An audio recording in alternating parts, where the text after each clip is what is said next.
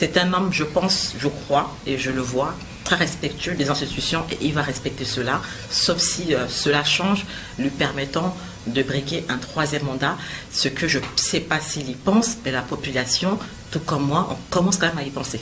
Et alors, est-ce qu'il a, dans l'éventualité où il peut pas, ou qu'il n'a pas le temps de faire ce qu'il faut pour un troisième mandat, est-ce qu'il a pensé à travailler une relève, en fait? Parce qu'en fait, moi, je trouve que des fois, il nous manque dans nos pays, c'est la relève.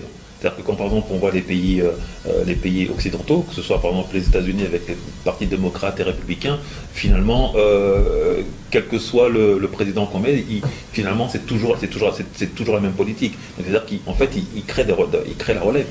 Qu'est-ce qui lui empêcherait, lui, d'avoir une relève, même si c'est pas toi derrière? Ou même de faire un troisième mandat, voilà. Puisque il y a beaucoup de présidents qui ne respectent pas. Ah oui, d'accord, oui, tout à fait, mais qui prépare une relève aussi, peut-être une relève qui sera capable de faire exactement ce que lui aurait fait s'il avait été au pouvoir. Après, je ne peux pas réfléchir à sa place, je n'ai pas encore une boule de cristal pour voir ce qui se passe, mais ce que je peux dire, c'est que parfois, vous voyez, dans des pays, je sais pas, occidentaux, le dauphin, ou bien la relève est visible, vous voyez la personne est à côté, quand le président se déplace, la relève et tout, est jamais loin. Le président Touadéra, je pourrais dire qu'un de ses surnoms, moi je dirais que c'est Monsieur Surprenant.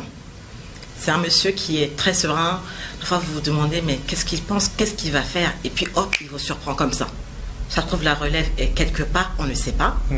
On ne voit pas, parce que si la relève se présente maintenant, elle pourrait être abattue, elle pourrait être discréditée. Moi, je pense qu'il pourrait nous surprendre, ou bien si la nouvelle constitution que nous pensons à réécrire lui permet un troisième mandat, lui, il peut dire non, mais le peuple réclame parce qu'il a quand même été, excusez-moi le terme, emmerdé par des opposants qui sont pas des patriotes pendant 5 bonnes années. Donc on a l'impression qu'il a fait qu'un seul mandat jusqu'à aujourd'hui, bien qu'il soit au deuxième. Oui. Alors c'est vrai aussi qu'il y a tout à rajouter et qu'il faut peut-être dire à ces rebelles, c'est que ce qui fait la différence aussi avec la Centrafrique, c'est que dans les pays du Mali, que ce soit la Guinée ou le Burkina Faso, les putschistes, entre guillemets, ou la transition, sont énormément soutenus par la société civile, ou en tout cas par leur population.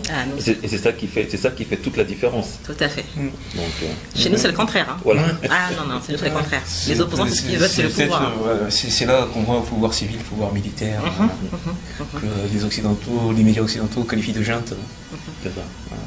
Normalement, il a droit qu'à deux mandats.